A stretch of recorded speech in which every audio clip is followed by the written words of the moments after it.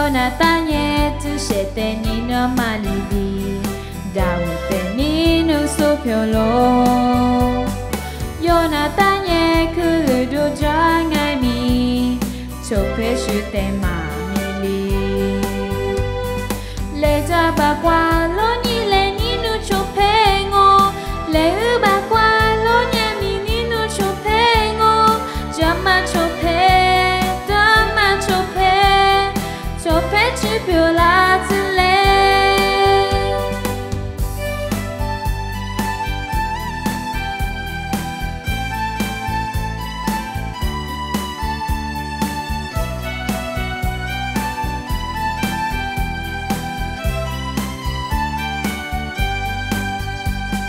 Jonathan tu shete ni no malibi Dawute ni no sopiolo Jonathan kuludu jangai mi Chope shute mamili Leja bakwa lo ni le ni no chope ngo